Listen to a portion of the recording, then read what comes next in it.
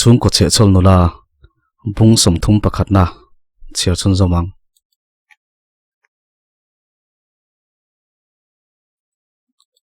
kabula chun ron thu vein uboi nen chun zoi te hian khun khan mel tak chun an ti tia kai chun ngai sak lo mel tak hian an ti chu ka ngai tharu renga an soi ka hriat dan chun u hriat chu helama na nge ta nei ma chu a om rianga na zong pa reng don boka masmang turin aron ho don ani ome uboi chun kapa ngai dein vati ti puite atia u hriat chu a thaunu la te chun kan vai chun kanin kom khoma uboi po chu a mela chun a hlimani ti hriat tak zet kan zinga chun aron ti ve siama ute ho chun lut le to a kai ni thian ho bok kanong khom le to kopale Christi po chuan nuaman ti mel thei khop mai an thi kom ve rom thin ramilai na khat tokin RCA bereng boka kai zong tun tum zet chu kariang ani nakina chun u hriat churon chuakin ei tur kan leidon emni aron ti chuak lola rami chuan o mase poisa kan nei lo nang mani tum vekang nang ma wang aron kal kan ni mana alo ti sat sata u hriat polo noi suka ole zukalila kan lei tewange noi varvar chuna tia Chrisi chu lo tong le batin midang tu ma kan ron kal ve pe lo noi nen khan zukal ro alo ti maka he nu hi chuan min wang mangai tak kalom ril ru hle a ma se rami chuan ka kal ve pe lom aron ti tlat Chrisi chuan rang ze thian i pe lo alo ti maka kai po chuan rum tokin ka wa mela u hriat min lo mu chu ka hlau bok si rami chuan thila hre thiam aniang e ka pe lo tak noi vur vur chuna tia u hriat chuan ani kan pani chun zukalila ni mailom ati rual chuan tho chu ka rual ve hala dorlam pan chun kan chuak dun ta ni ati ra chun kanin be mai lawa u hriat po chu angoi ve renga mi pa jok ni ma se soi tur hre lo jok hi ani ve zi hrim hrimma kai chu khu kharin u hriat chu thum du thian aron khu ve le ringota he pa takhi chu ka beidong chun u hriat naktuk in office donem ka tiringota min en manglo chun min changa office zoyanga ma se huana karon kal veang ka huan te po kanu te ho ka en tir ve chaka tunba kan kalman to om silawa aron te chuara e ani chu ti chok chun ka changa a thim chin kan thlenga in le inin kara chun thui vak lo ola oma are ruya u hriat chun ka kutron von thutin kai chu ka lo mur ngal chuai thai ka lai lutuk chu tiang aron che chu ka bei sei lo lutuka zoite thum du thian mana kaima kha kani le to sin man ai ma khan kain ring tok to zo kani aron ti chuak lola om zia ka hre thiam lo hle a kalom puilu tuk che u hriat ka hriat thin kha ini le to ti ka hre thiam mai ka ti chuan ka kut chu mer nget sawa noi ka hriat thin kha ka ta na om thin kha ini le thaingem ati chuan ka khur der in ka hria boruak chu ka tla cham mai don engma dang ka soi theilo ti chok chun ka changa u hriat nen chun thon thu hlui kewle to lawa thon thu thar ziak to turin bulkan tran vele don ta in kai rial chun kong pui chu kan zo don nak naka ama dor hla ka ti te chu na hi ka ti to hle a kan thleng zung ni mai hian ka hria chu zan vot tak te chu thok le khataron uap chu ni mai hian ka hria omdan ka thiam lo lek lek ani he zan hi ral to lo mai se kan ma hun hi kan hrelo ro pi sia ti chuan dor chu kan thlenga ei tor chu kan leya kan chho le ngala ka mela chun ka tum ni mi alawin thil danglam alo lang chuak te poni mana Chrisi chuan kha kan nui chu awal hlim mel vun ve alo ti vata rami po chuan a mela khan eng ka mu aron ti vele kaning ininom ei tur chu siamango Chrisi te chuan anwa siama sigri ai pa chuan kan aya tarsom pakhat vel chuan naktuk lam huana te in kaldon sia mutmain ma muang khamlo tak chung chuan min ho san le don ta an ho tur chu uboi chuan alhret pui lo lut koite tinaron awa u hriat chuan u te bula hi chuan a thu tak theilo ni hi ti zoi supin uboi lam chu pana uboi chuan enge pe ka hre chia lo ei tur vel ni mai thei a pe ya te chuan kong pui thleng chu kan thla u hriat chuan ka thlen vele ka ron biang che tin min thla ramile Chrisi chuan dor thil ti theina an lo ti rual he mi te pani hi chu kai chu ka bung hau ringota an thian thum chuan an chuk thale taria ka ruak le ngal ho hian ka hria ka thian te pani chuan min ron kheu zeu pa chuan enge kon ti ivan hlim mel an ron ti inninom ka hlim lo nui var chung chuan ka tia rami chuan tuna khani trap vur mi alo ti Chrisi chuan soimai mai te enge dor kal chu imang tangka em ichema sale ni shim u hriat kha achema salo to pang alo ti le ngal in van mak dun thot tak hei helai hian ka kutaron vuana abak chu mumang ang roi hi ni mai I choke ani top mai ka ti chuan ani pani chuan wow zin lo tling nu tin min lo fiam le ngal inni nom umami bula ten soi le riau riau nge kan ni to lo moti se thaber min fiam le palang ka pe lo ka ti chuan rami chuan wens thok le khata email te hi a tha sot sotin ka ria alo ti le ngal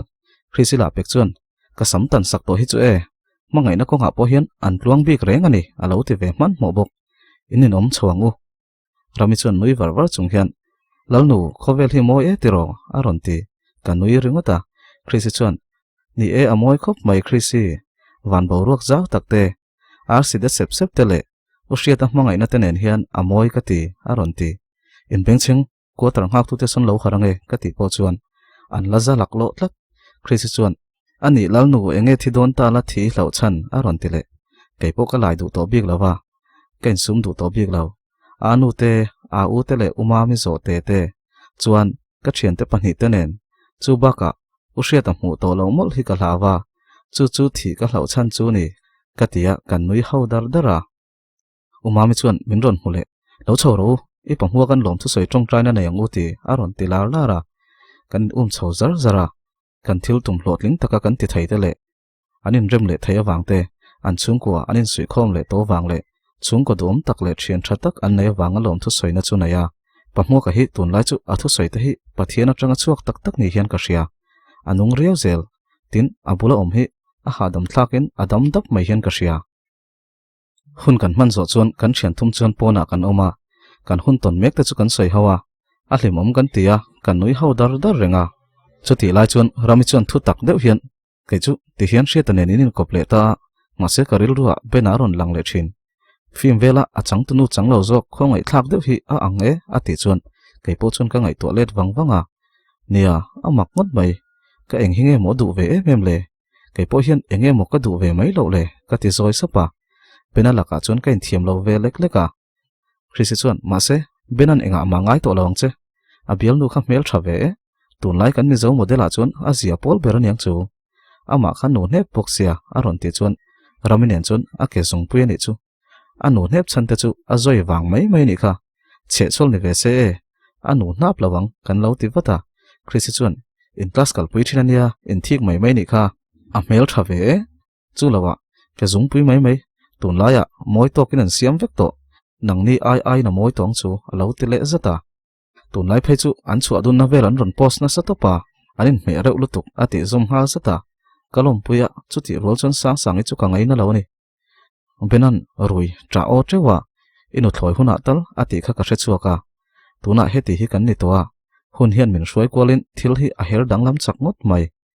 bena point tuna chun kai aya mel thazo ka nei ta chunia ma se mel tha min ti zok tu chun om ve tho kain chei thiam ve vak lo ni maya hoi ham ka ngai to na mai po hian sang hi chu ka fak full thei lo ni van lam chu ka hoi chawa thla chu ron lang de te ta ka level chun abia lang ti tur hian aron lang fia ve to viawa tin abul nei a chun rc chu aron lang le to boka tuna chun van lama rc le thla po anum dun le ta leilama po kanin zom le ta ngai to chen chun nuk te hi a ul lek nia ushe ta chun min ron kolin ka chang wata ka thlengchia ka ngai ngal che aron ti thum du ta he pa hi avan over to e hemi khuwa nula te hian an chhai ler ve kaniam I zaklo khatianga tong kha in me lo tumbar chun katia Khrisi chuan I hmui khati por kwal vel su aron mu thei chuang lo che lo in lakki utwak lo la ni mai in chia ludru phone kam hang don kati rol chuan rami chuan mi hi chu social thei ni lo mole arsia ka biak lai khan ngai zong nei kha sual ani tai moti mai tur khani dawa tuna velem thian te ngai sakman lo le kini bialpa thingtlang tlangwal in bele velania ati chuan Khrisi chuan khatin thingtlang tlangwal ngai ne mi su khopui tlangwal che chol ve mai ni khai ngai zon tin lo chang le ke chuan ka phone man lai ngai to chang lowin rang za thian khatin che chol hi mai ti mi su kan mai lo ania ka lo ti ve le a kan pathum chuan tu ma hi mai in ti thei kan lo om lo ni hi ti in kan nuya an pan hi chuan kan lu don pona om rai su mi hau tura Japan robot siam nula Sofia mami aron chu main lo lut watang che antia min lu santa o shetanen chon kanin bechar chara mana kan thut dun na thina khan ka wathua ra le lama kholo lang viai light vel lo eng ve pheu pheu ta chuan eng tin mo tak hian ka lunga ti lenga chung te chu ka hril ve zela manang tho khan thil hote te ka soipuya alo ngai thatop thin khania tuna phei chuan min soipui tur a hre ve zel to leng hala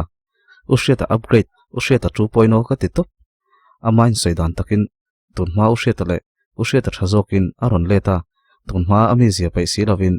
mi zetu omzok aron nei bela ka hlimani usheta chuan tuna chuan thingtlang pa ka ni tori sia kan dream thingtlang kholian lote a phul mun nuam dewa thingin moi tak lian vak lo dina abul vela pangpar chi sang sang chin khaila chakem khatiang muna omkha ila chakem ati chuan ka chak thina mase tuna chun chu tiang khera ngai ka ti to lo mi in hnuai mai po ni don se ibula om ka chak ber ka ti chuan ka zak le deuh keima chu ken sik vela kanin piak pa chuan kabula pangpar nai nei chi chu kapota kalo pot kol deuh veka ka kuta chuan an hnai lo kai vaka engma kalo shalo reng nakina chuan kabinga hian bol lo peidar riamuni aron ri teng mak ka tilutuk kameng phok deuh sha umami chuan marcharo thleng churon keng chuakin kabeng bula ron khong ri teng chunin bol lo nen ka tlan ngal lo chawni mol lutuk enge ininom ka tinghal umami chuan pona riak tur lo tan building chunga lu hun ta e he thu hi thule omma chu ti dang lamani lawang aron ti mi hi chu i khuwa khirve ininom ka tinung nunga phone chu ka da umami chuan khuwa khir tui nei hi nakina khuwa khir phak lawa i om huna ila lomang khuwa khir ni hi a hun line show ma se nakina kanin chir lo na tur ni hi ati supa umam enge ka chak ber she duem ka ti supa soila ati chuan ka chak ber chu nakin katia enge om zia ati chuan o nakina khuwa khir phak lawa kom dona ka ti chuan i wa han trung thei tak tin min uma building lampan chuan kan tlan du ta umami soi ang takin ning bok thin maila min khuwa khir na hian kong sang min ven sia ka hre chuak le fo thin reng ani ti chuan ka thian te pani chu ka wa joina an kara chun ka wa in rol the na an ni chuan i mai te phi don lo mi an lo ti a vot lutuk ka kut te hi hit vek ka pai to lo tin an pani in kara chun ka khur be pe pa umami chuan mungha lang cheu nak tu ka vok kan kai don kha aron ti an ni ho po zanin chun mu ve thei to niang u boile umam hing chu an mu hil ve sek to a nu ho lam po an rile thlu to an ni ho hi chu an mu tui po len peng cheng umami chuan hui ham nurini la chu pasal tha thon thu ngai thalo chun kamu hil thei lo ati mau mai sia zanin chu kanin run to nge yang ti in umami chu phun sapa u boi chu ron nui chuak thut alo lameng reng chu nin umami chun ngai that lo mel deuh hian enge ati ha u boi chun mut chu mel to hian ni zan evo off tur kha chu kalo hre reng alom alo langai thamiau mai sia tin ron nui chuaka zanin chu zan ria huayan bai to lo tur anga yang ati chun umami chun ingai thavelo atia u boi chu nuin ngai thak tur dang om hek lo huayan bai don thleng kha ka ngai thalom ati chun umami chun lo chun zom watin ka thawa min man ve tre pani ala ti zui ke chun ininom soito su umam vo sakte ram hoi ho chun bai lenge ka hantia rami chun dikchi alo umania aron ti vele u boi chun o nurini te chu tha sang thon thu nen lo chun amu hil thei lo lom involve sak ngam bi gem ni ati daya a har wang reu si a phone la so lu kham noya da chung poina ring si ka hlau ru le a chris chun nui vo sak tum te aron ti ve su sura umami chun ngai thamai mai ro ngai an nei ve mayang anin do huna te kan lo tram trung mai sin ati ta ka chuan lau ru deuh chuan muthil kan tuma an thil soi atang chuan tum lo maila a ma ai ma chuan ka ngai tha chiang in ka ria ma se huai chun la bai em lawa dar song pani vel chuan mut chuak chuan min zem chia in kamu hil ve ta a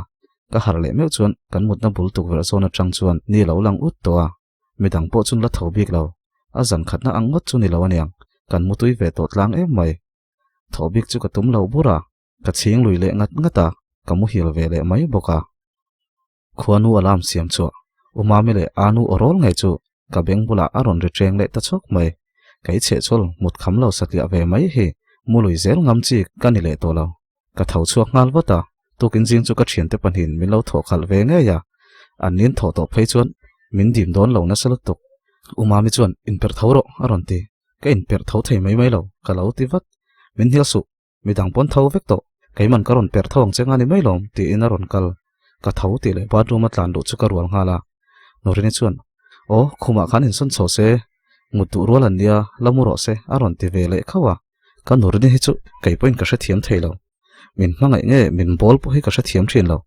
ma se ka mut kham lo min sha thiam chu kalom top hi ni mai ava ko awang wang mai chu ka du ma se uma min pona min changa ka chuak ngam to teu lo anu chon dalram ron chuatir te so a thian te pon chet sap so ati chon dik chi umam toel min lo pe ngal ka ti zom zata iwa han zak lo ve tak ti pa chon toel chu min wala ka identifya ka thian te pui to chon ka chuaka pon chu lo vot viau maya ka khur deuh dar dara umami chon I tho tlai lu tuka kha wangani kha voti ti bik aron ti oi umlo so a tho ma ho pon niru man ai thap so a shim chimin ngati nge tu ma ti boilawa kamu mai mai po hi in ngai thailo e mem ni ka ti chuan umami chuan tu mai ti boilo ma se midang boi pui man lo lom le ngoi men la ei rong bol kha pui mai mai ro ti pa in muna phiat sut sut in lama phiat ngai mang si lo ka ti zoi su pa umami le uboi chuan min lo nui umami hi chu ingam lol lo ni tiro an ron ti chuan rang ze thian ngam chi ni hek lo nula hring nun pal thui to nia zoi te in a kap ka ra po mai mom ri la zam tuang ka ti chuan umami chuan za mo te hi ngel ngan hian soi zia su ti in anui ve su ka kai chuan sai chun zomin ma se uboi kan venga mel en reng reng po wayme de umai nen anin ngai zong ve nge yelong anin nei ve lo chuan vok ka thuang ka ti chu nang khan khoya vok ma tho turi nei leilong e aron ti o nang pon khoya pasal mai nei bik lawang ka ti chuan umami chu nuya I trong thai sia e a ti ringot ka thian te rong bol chu ka pui nga la kan bol zo chun ka phone chu ka ina zinga tangin ka boi nga lu tuka phone en na hun po ka nei lo lom le ka phone ka han en chu ka hlim lu tuk hun rei tak nuwa zingkara usheta message ka dong le a ka hlim hi ni top mai ni leng chun kam hu ta fu don ti ka sa reng mai chote kan ai kham hu chuan sumo chu driver chuna check vela urwati te in lama chuan kan kal dona an huan ba ka usheta huan te entel ve kan tum boka tin in rin lia tal tur vok kan hon don bokani usheta ro office kal phota ngai dona wangin kan rolina ron kal ve thei don lo thunga udoroi chon min ron bia voin chu kan ron leng dona aron ti hlol ma se huana kan kal don thu te ka sai chuan zana usheta ina thil ei ho pain leng mayang u ati chuan ka phur hle a mani thu han len ngo chu ka zak ve de boxia khrisite bula la len ka rot ngam to chia boxi lo uroti te in chu ka thlenga kan rilui loya nurini le anu chu an phur fal hle a huan an kal chak to thu te an soi le thina huzi ka pon kan bula om chu nuama ti niang anui huwa huwa reng mai zanina tang chuan kanin huai hi ti ruakila in ron riak lu to jok to ne moni ti in anui huwa huwa uroti chuan apa wheelchair chu a en le vung vung thina ka khongai reuh tok mihring hian kan hmalam hun hi kan hrelok silawa hetianga pamhuwa ka an chung ko chom tu ber thin tho thang tha em mai boi pui ngai em a om ta hi ka ngai tua tun ma khan hetiang hi ni kan ring ngai lo reng reng pamhuwa ka chu uroti pasal chuna pom nula kar ma chuna chuan tira uroti chuan amit tui lo shuru zewa kara chuna thinan chuanga pick up an nei boka bolero camper an ti deuh kherin ka ria driver seat baka anunga seat dang om le ang kha chumi motor nunga chon vok chu dan tuma pickup chu usheta chuna ron khal don thunga midang chu sumo chon an chuang deuh thap towa uboi chon kan thian ho chu min ron awin nui nangni chu lakal ve nga lo mai ula yosheta lo nga kula ti chuan ka phur lutuk khrisi chuan a motor khal tur hi a pai om lo e a lo ti ngal nurini chuan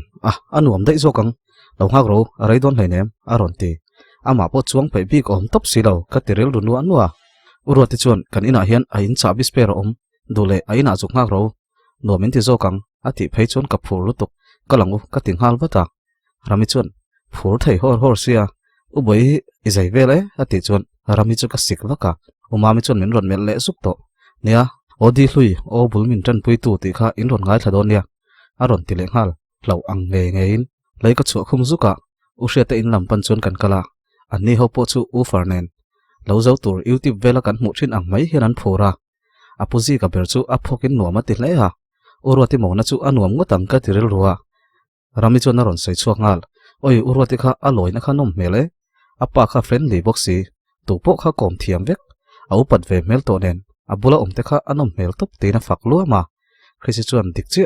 ma se anu ve thung kha milim mut fu lawa ang achang le ron rive ang bon buana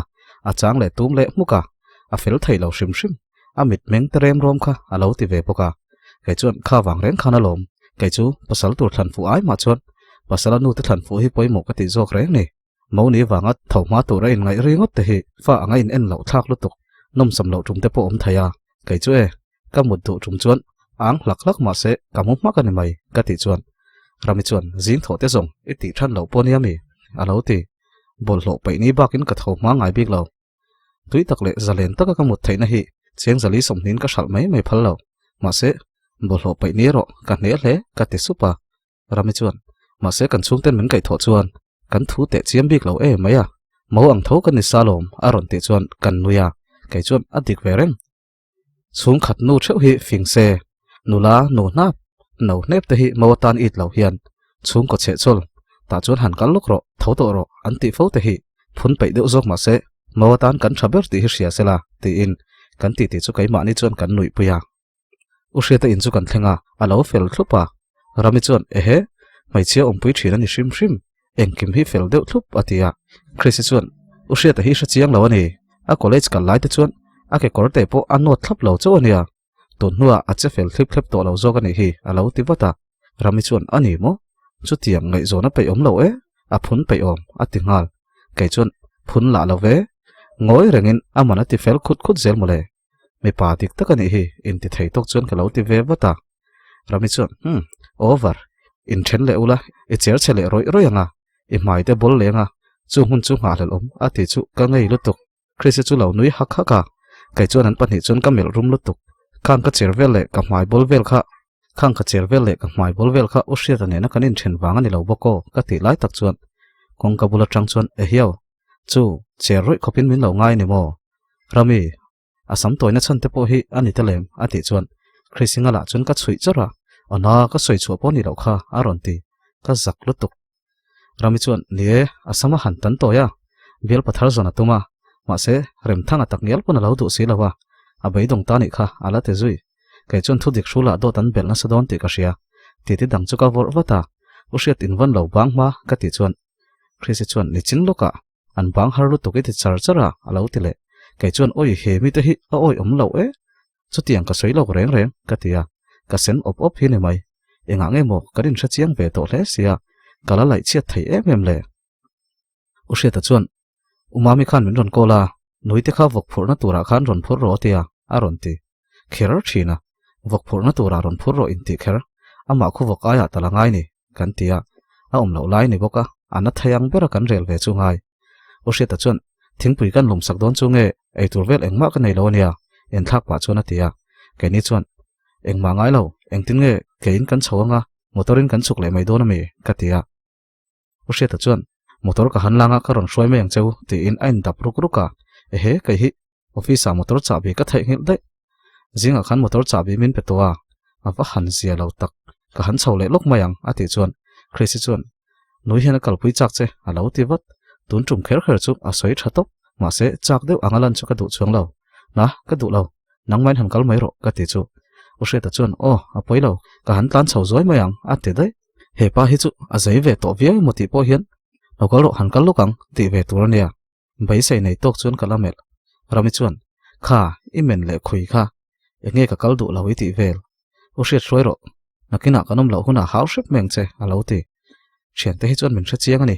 ka tum dan tak tak mi hi kher lo tlat kha chen thalel le ngai em in ka lo ngai tu ave renga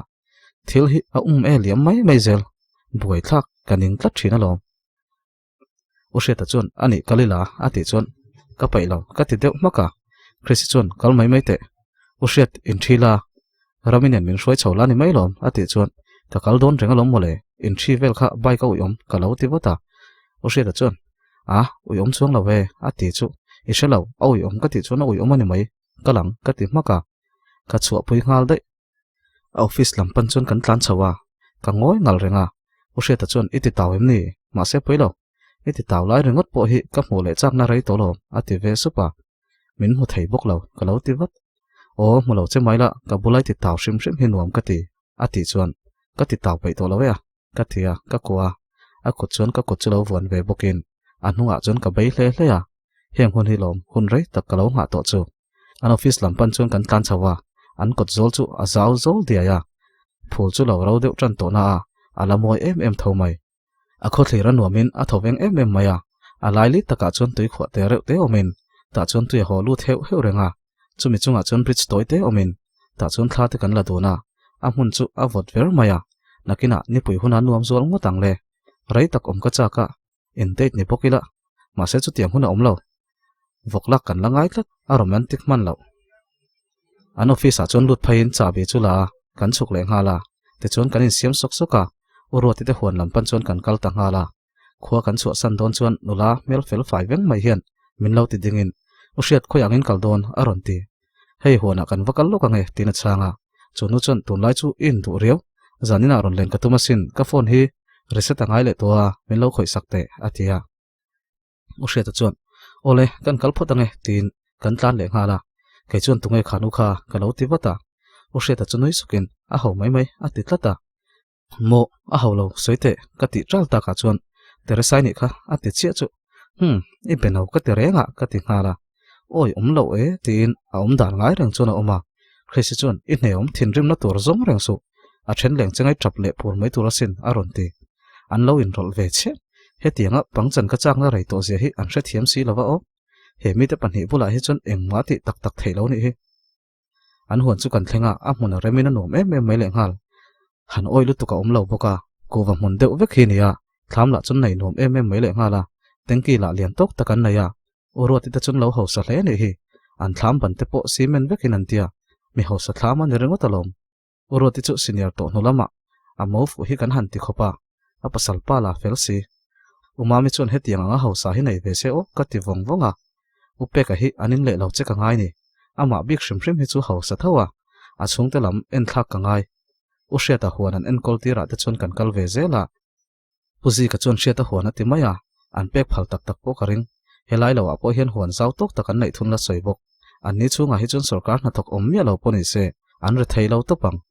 ma se puzi kala headmaster pension ania urwati pasalla officer ani boxi a kai hi u hriata ai ho sai ka zong ve dai mai don nge ni thil ho tak tak ngai thua ka din vung vung lai chuan choila choi khama vok te chu kan langa ni mai lom an lo ti umami te chun choi te chun lo pe vek to a picnic te naw hi ni ringot anuam vel vek ani mai hun limom le hriat reng to turani te chuan kan ti tur te chu kan ti fela mi pa ho point vok chun hlang to a dar thum vel chun kholam panin kan ho le ta pa hmu ka point adu ang nge in december chol chu a mangani nge yang a mel hmu nuam tak zetani ka thlenna chuan u hre ta chuan min thla in ani chu a in lu alama chun a ho le ngala atlan ho tor chu u boi chuan ron awin lalshet pui cho chui ron ai donem atilar lara o hriat ta chuan in ho don ani mai ka ron ai lo mayang atia atlan tlang da ya norini chuan adu thu sam thlaya hona ne nge yang a hlim mel vur vur hle mai than he mangai boka no sangi no siami le anu uma hming te thleng chuan an hon hnem ngang maya an ri te thlai te thleng khan an lei then sak boka nuam an ti tlang ani zanania o hriat ta chu ma taka ron chawa u boi chon nang hi I ron thleng hma tlat toima wang ani lo mo tin lo fiam bata kai chon ka hrelo der tlata umami chu ron in rol watin kha nui kha lo in chei hor hor kha a zak lo ania a lo ti ngal kai chon umami chu ka pa chuma anu te nu sang te nan hriang e ka ti ngal u boi chu lo nui maya u hre tai ro ngai sakang poina omlem lo ole khati zong khani sela voin lama karen en chok char ang khani ta chuwang chon ka oki hi ain anglo noi mai theya chuan sana ka chiar chun zom le a ka oki hi adang noi don ti ka ria chum ma se mino hre thiam do ne a chan chu ramro pia ron len wang ania rama hi mana bung tir lama thom peng cheng ron siam reng na ron thok ron chhure wak wak thin ka ti pa ka ne aron leng le aron len hian karen a thizi a leng hala aron lenga rin lok ang le ngein aron len atang rei do te karen a thia taya ron eng le chuwa taya ron eng hian no pang ho peng chen hun hi ni le to thina ka lo kai som le ka thil ti hi ai mil lut tuk lo ni en poni se ngai thu te som zong chuwa ka lo wa min lo like ka min lo comment sak tu rin ka som chewa in pe chom lo sel sak le thau do nia